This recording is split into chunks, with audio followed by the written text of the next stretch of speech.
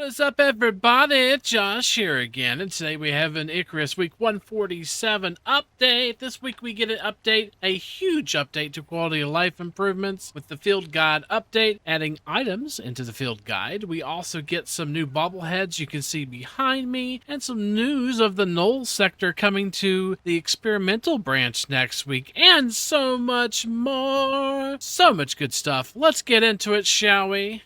Icarus Week 147 Field Guide Update. This week we get a massive encyclopedia in the Field Guide. We'll go over that in detail. They also introduce some new bobbleheads if you own stationeers, and a small update on the Null sector. Looks like it may be coming to EB next week. Let's skip over the notable improvements this week. There's a few things in here that's awesome. So basically, if you don't own the save file anymore, for example, if you played on a friend's prospect or a dedicated server, you'll no longer see those saves. You only see the saves as physically on your PC or on your computer. So basically any prospect that is not on your PC, it shouldn't load up anymore on the load screen. That should declusterify some of that. And now mounts are bound per account, not per character. So if you uploaded a mount before with a character and then try to bring it down with another character, you weren't able to actually access it. Now you are. They've made some adjustments to lighting, and they've changed the rag torch, the wood flare, biofuel lantern, and the flashlight is affected as well. Looks like horses and Tenaris also have the talent tree now for cargo hauling. Oh no, they may have fixed the Brofilo. It looks like any mount that has the roll or twist rotation zeroed on reload, this should be now a band-aid fix for issues where the mounts could permanently be rotated on an angle. You could charge stuff and things now. And chickens teleport their eggs within 10 meters into nearby coops. So that's pretty cool. So if you go over to load and then look at your loaded, or look at the files that you have here, these are all the files that are on your PC and available for you to actually launch. So before, if you tried to launch a dedicated server or a prospect that was hosted by a friend,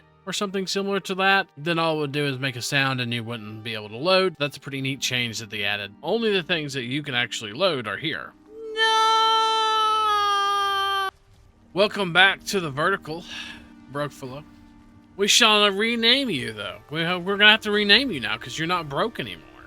What should we rename them? Comment down below, the one I like the most, and that's what I'll name this buffalo. Also, something you'll notice now is that the mounts will have tamed by and character name. They'll just say tamed by you now. So you can just basically tame any kind of mount, upload it, and then download it on another character or prospect. Basically, they're account wide, which is awesome. That's a huge quality of life improvement, if you ask me. You can now see the cargo hauling talent, which is 1 mount cargo inventory slot up to 3, and then 1 heavy, which is the G slot items. So if you go all the way up to 3 on that, once we throw a saddle on it, now he has more slots and also has the extra G slot items. So you can carry two G slot items, which is going to be awesome for the Null sector whenever you need to carry down lots of water. And the same thing goes for the horse. It should have the same as well, in the exact same spot also. Alrighty, so now it's completely dark and we're going to try out our new lights and see what they look like in the dark. So right here is the regular light. So it looks like it's going about 2 building squares away, something like that, for the regular torch. That was the rag torch. This is the actual wood torch. It looks like it's going a little bit over, maybe 3 blocks faintly away. So a decent area that it's lighting up, it looks like. Just for fun, this is the regular lantern, and how far it goes, it looks like it's going quite a few blocks. Looks like it's lighting up quite an area. So this is the biofuel light. It doesn't do an area effect, but it just does right in front of you. And this is what it looks like it's going to be doing. So we're on the edge of this one right here, and we're going to see how far it goes. Looks like 9 to 10 blocks away. And that's how much light, or how far away it's actually lighting up. About 9 to 10 blocks away. It gets faint towards the end there. And next we have the flashlight. And it is the same. It's a long one. So we were just looking to see how long it goes. And I don't think we actually even have a structure long enough. It looks like it's literally going... Gosh, it's going even further. It's going almost to the max range that I can use the camera mode. That's how far the flashlight actually will shine, which is crazy. Look, it's lighting up the whole entire area in front of you. And of course, finally, we have the new electric lantern and what it does. Now, it does do quite far, actually. It does quite far ahead, and I think it's one of my favorites. But as far as distance goes, you're going to have to go with the flashlight now, it looks like. And as far as the most AoE lighting around your character, it's going to be the electric lantern for sure, because look at how much that's lighting up. Quite a bit, actually. It's quite a bit of lighting up. It's about exactly the same as the lantern, the regular lantern, but it is brighter. Because right here is the electric lantern, and we'll show you the lantern again. And that's just the regular lantern. It's just a little bit dimmer, but it looks like the area is almost the same. Might be a smidge smaller, but it's quite similar. So that's all the new lighting changes that they made in the game this week. I'm glad that they buffed some of the lower tier stuff. Yeah, look at this. This is crazy. Look how far that flashlight's gone. It's going all the way to my base over there.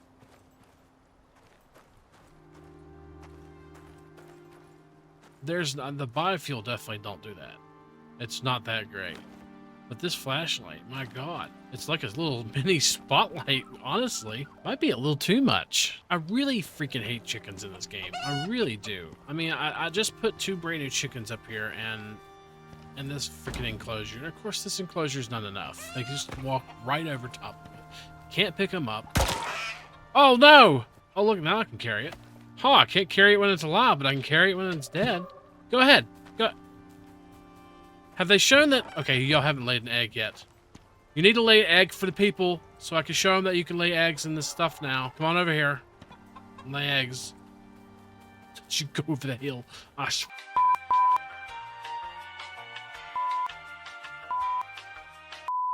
Alrighty, so now we have some chickens, and they're in a container where they will not fly or go away or get out. And they are right next to, within 10 meters, oh my God, Storm, of a chicken pen. So now we're going to see if the chickens are going to lay eggs in the coop, since they're close to it. Been some time now, and I haven't actually had them lay an egg yet, so I'm going to put it right up against this structure and see if that works. There you go, I pretty much butted it up against it.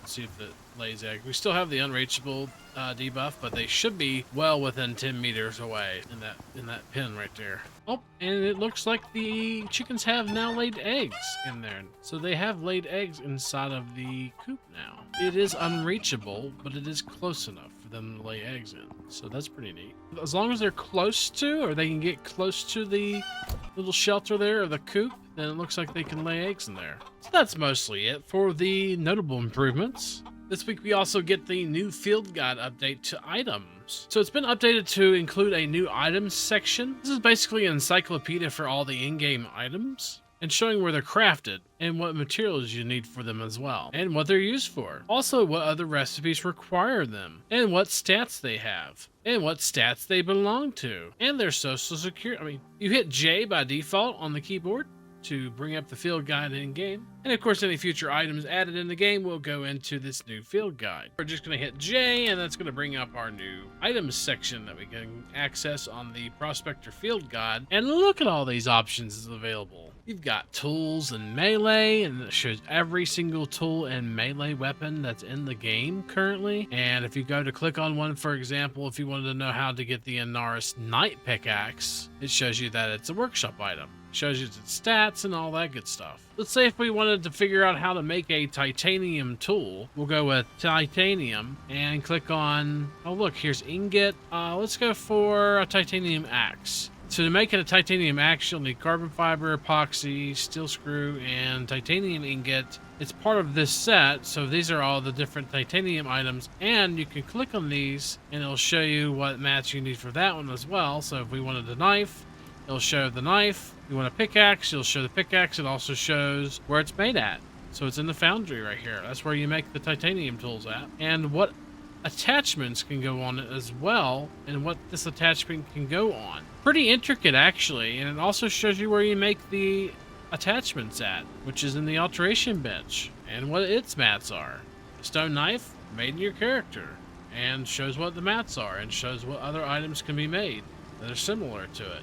Very nice. Same thing with ranged weapons. Want to know what a trench shotgun's made of? It's made of all these mats and made in the fabricator. You can put all these different types of bullets in it, and you can put all these attachments on it. Want to know how to make a cold steel shotgun shell? Well, you need a shotgun shell and cold steel. You can make it at the fabricator or machining bench. And it gives you cold steel shotgun shell. It can be used in these weapons right here. And, oh, you want to know how to make a cold steel ingot? Well, you have to have super cooled ice and steel ingot to make a cold steel ingot. And then you smelt it in any of these furnaces. And this is what it makes. Cold steel weapons. Let's see if it goes back even further for super cold ice. No, okay. It doesn't tell you how to do super cold ice, which is basically with a ice borer in Prometheus. But want to make a heal device?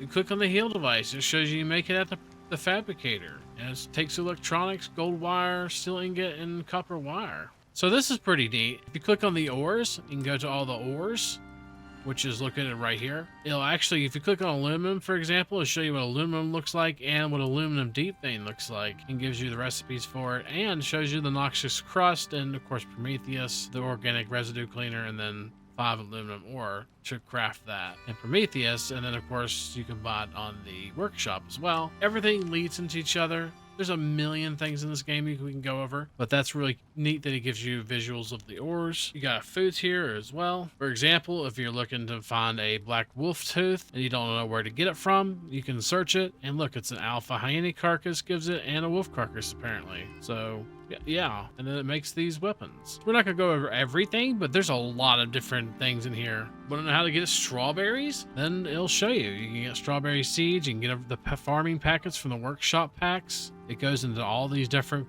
crop plots. This is all the recipes for strawberries, and of course you can do procurement, which is the simple quest reward as well. And if you want to search something also without having to go through all these different categories, you can type it in too. So let's say strawberries, STRAW, and it gives you all the options for strawberries, and you can click on it. That's the farming packet. Here's the jam.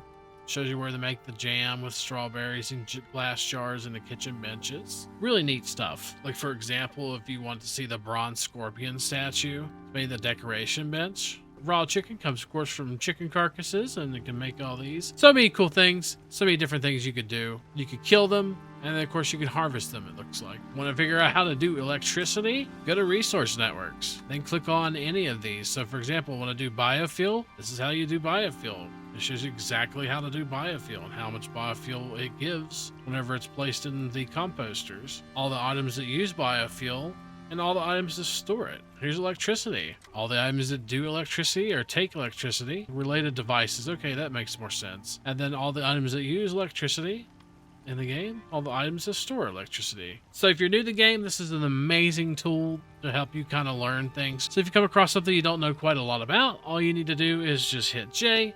It's going to bring up your items section. Go to items and search the item that you're interested in. Also, if you come across an item in a game and you want to kind of know where it came from or how it's made, you can also right click on it and open a field guide.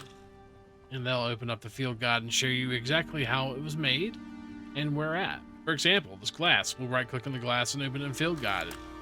It's silica ore in the furnaces or sand in the furnaces. And it's used in all these recipes. In huge news, next week the Null sector is coming to the normal EB and no longer on just the Veterans branch. So you're going to be able to switch over to the EB and go and play the Null sector next week if you wish to do so. Of course, it won't be a finished product. It will be in the experimental branch, but you do have the option of going in there and playing around with it before it comes out if you want to. So that should happen next week, hopefully. Once that comes out next week and next update video, we'll show you exactly how to do that if you don't know how to switch over to the EB. And of course, this is only for people who have the Prometheus or New Frontiers. This week, we also got some bobbleheads, it looks like, in Icarus if you own Stationeers. They're Stationeers themed bobbleheads that are unlockable and craftable from the blueprint tree for owners of both games. And Stationeers is Rocketworks' other game that they have that's heavily influenced Icarus and vice versa. So if you want to go over there and check it out, check out the Stationeers, but we'll check out the bobbleheads real quick because they actually did give me Stationeers and I just haven't played it.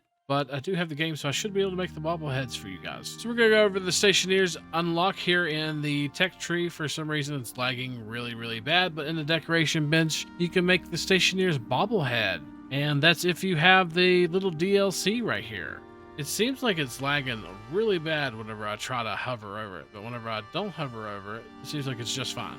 So I don't know, it's some kind of bug going on, but we're gonna click on it real quick. Oh God, okay. And then there is an option here that you could click on that says granted by DLC stationeers. So if you have stationeers, you can unlock this new bobblehead and make it in the decoration bench. You're gonna need iron, refined gold, condensed Emzons, and oxide to make that bobblehead. And we'll craft one up here just to show you what it looks like. And once you place it, that is what it looks like.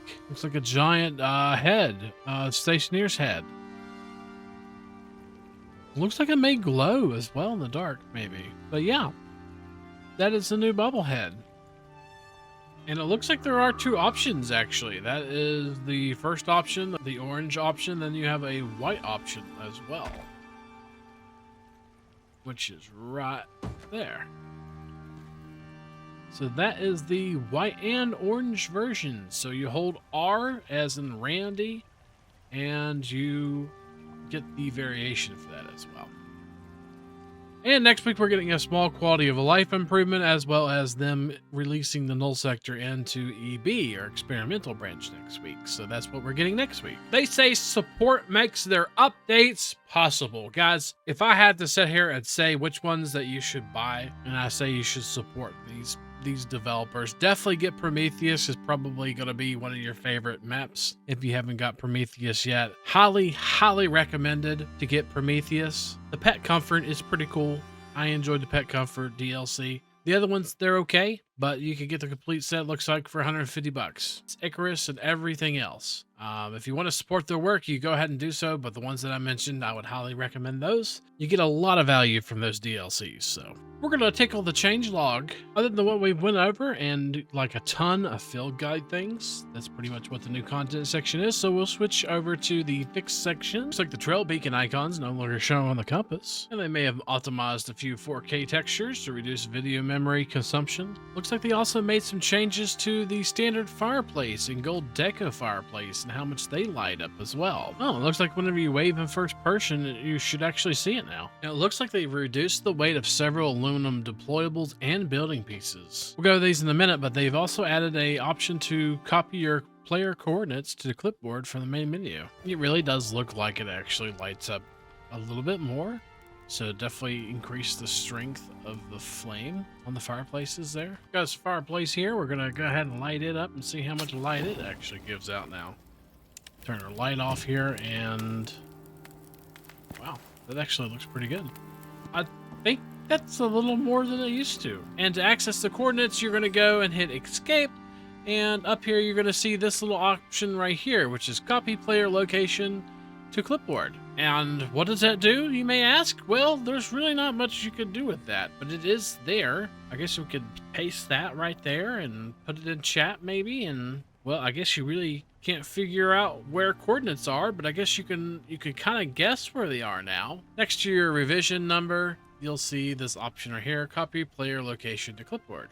And next we're gonna go over the future content section. Looks like there's like ice mammoths and birds and nests and stuff. Army props and two-sided camping chair. Yeah, a camping chair. I wish we had a camping chair. Put my camping chair right next to a body of water and fish. Looks like there might be a large exotic rock and a meteor of some sort. Looks like there's a new medical evac ship. Adding a new lava rope, looks like. Tent ropes no longer cast shadows. Ice mammoth area. Oh, look, the mining truck engine has been swapped to the front now. Updated the physical material of the exotic meteor to be stone rather than metal. This will play the correct sound when players interact with them in the bed of the truck. Nice, working on the setup for the aluminum and concrete corner stairs. Adding oil geyser FX, oil material, and oil geyser text BP. Oil? Sweet.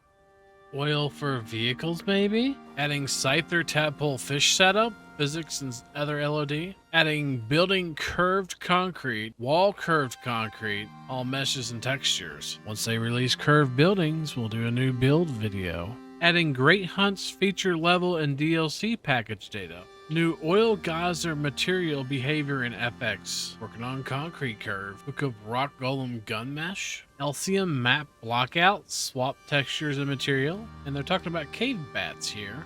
And a hammerhead coil trophy. LCM DH map, ape carcass, eagle carcass, and armor stand. And that's it for that log. And that's it for this video. Don't forget, if you like what you see, to like, comment, subscribe, and all that good stuff. Subscribing will get you weekly Icarus update videos and content videos whenever those come out as well. We'll be streaming this Friday. We'll be doing Icarus hardcore horde modes, or geysers, so look forward to that. We will not be having a Saturday stream, as this Saturday is me and Miss Streamer's 11th anniversary. So we'll be preoccupado there, and hopefully we'll see you next time. Peace.